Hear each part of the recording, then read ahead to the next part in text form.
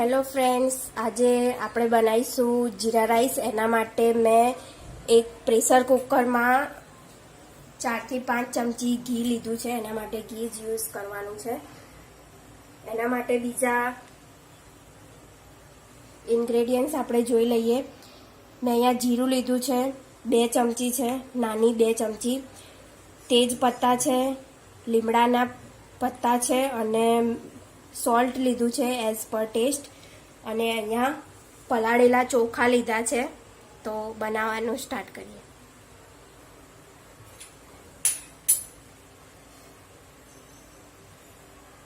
ઘી પ્રોપર ગરમ થઈ ગયું છે. એની અંદર આપણે જીરું એડ કરવાનું છે.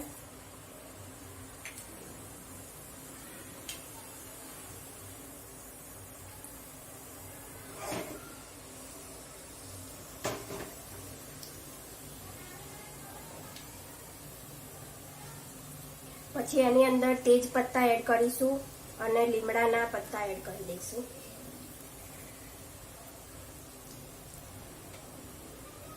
હવે એને 2 થી 3 સેકન્ડ રહેવા દઈશું.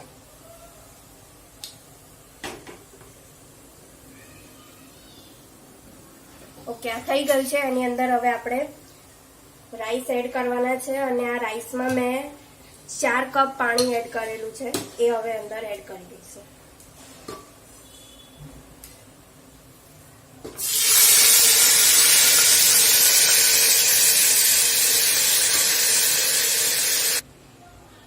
હવે આ મેં રાઈસ એડ કરી દીધેલા છે. હવે એની અંદર આપણે સોલ્ટ નાખવાનું છે એઝ પર ટેસ્ટ. તમે આને અવોઇડ બી કરી શકો છો. હવે એને એકવાર મિક્સ કરી લઈશું.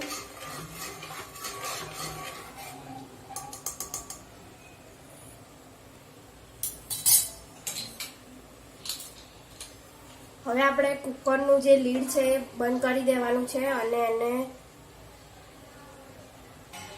ઓકે, હવે આ લીડ બંધ કરી દઈશું અને 4 વિસલ એને થવા દઈશું. એટલે આપણા જીરા રાઈસ કમ્પ્લીટ. હેલો ફ્રેન્ડ્સ, આજે આપણે બનાવીશું રાજમા. એના માટે મેં રાજમા લીધેલા છે જે બાફેલા છે અને 1 બાઉલ લીધેલા છે. એક નાનો બાઉલ ટામેટા છે એને ક્રશ કરેલા છે. એક નાનો બાઉલ ઓનિયન લીધેલી છે, એને બી ક્રશ કરેલી છે. જિંજર, ગાર્લિક અને ગ્રીન ચીલીની ક્રશ કરેલા છે. કસૂરી મેથી લીધેલી છે. જે છોલે ચણાનો મસાલો આવે છે એ મસાલો લીધો છે. અને આ ઓનિયન છે બટ મેં એને કટ કરીને લીધેલી છે. એ બી આપણે અંદર એડ કરવાની છે. અને બીજા બધા રૂટીન મસાલા છે એ હું ડ્યુરિંગ ધ રેસીપી બતાવીશ.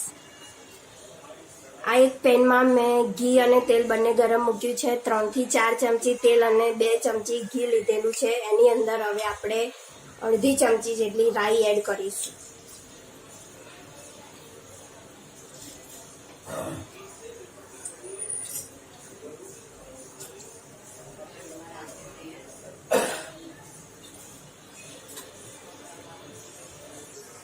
હવે એની અંદર આપણે 1 ચમચી જીરું એડ કરવાનું છે.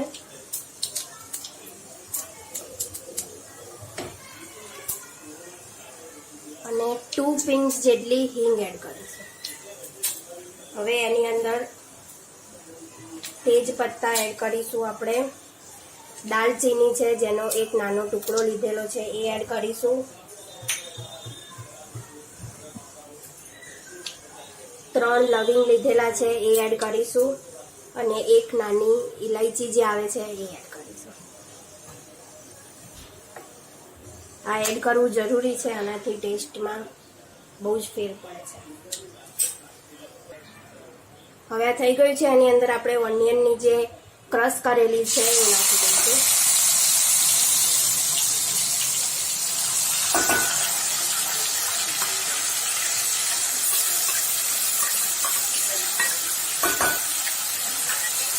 હવે આને મિક્સ કરી લઈશું.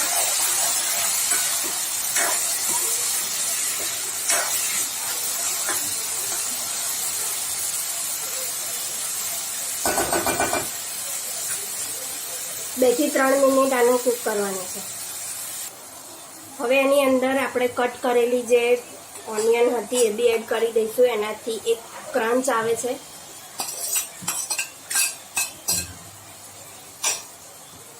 અને સાથે સાથે જે ટામેટા ક્રશ કરેલા છે એ બી એડ કરી દઈશું.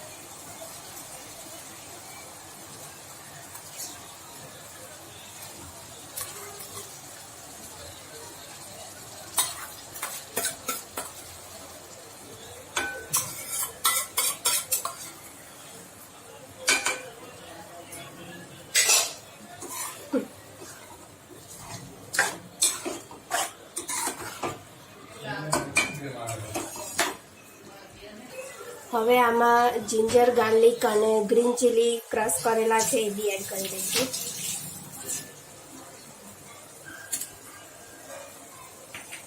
મિક્સ કરી લેવાનું છે.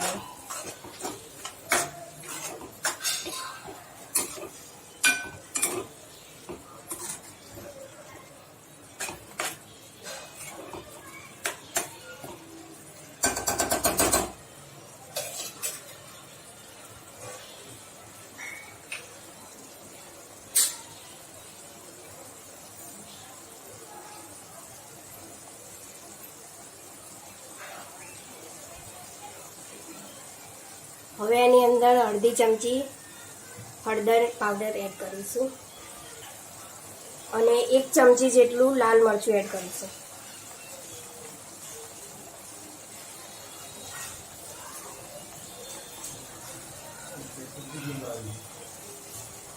એક ચમચી કાશ્મીરી મરચું બી એડ કરીશું જેનાથી કલર ફાઇન આવે છે. અને જે છોલેનો મસાલો લીધેલો છે એ મિક્સ કરી દેવાનું છે અને 5 થી 7 મિનિટ કૂક કરવાનું છે.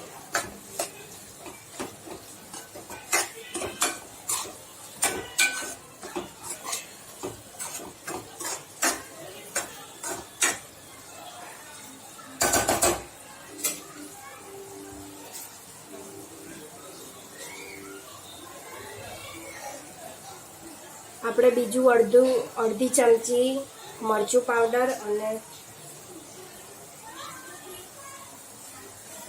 અડધી ચમચી કાશ્મીરી મરચું પાવડર બી એડ કરીશું.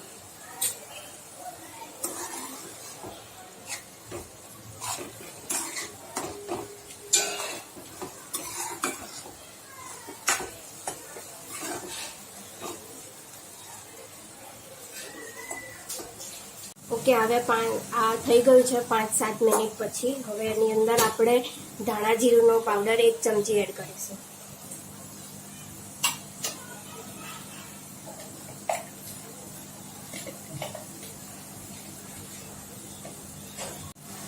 હવે એની અંદર સોલ્ટ એડ કરીશું ટેસ્ટ મુજબના.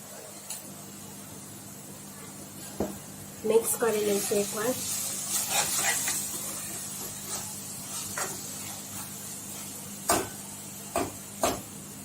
હવે એની અંદર આપણે રાજમા બાફેલા હતા એ એડ કરી દઈશું.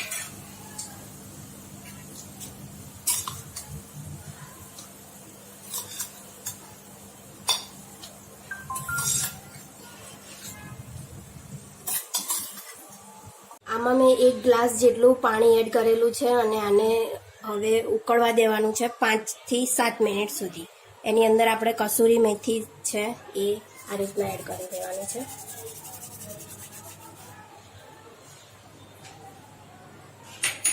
એક ચમચી કસૂરી મેથી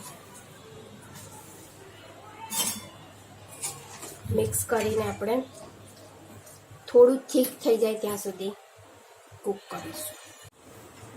આપણા રાજમા અને રાઈસ રેડી છે. હવે આપણે એને બટર સાથે સર્વ કરીશું.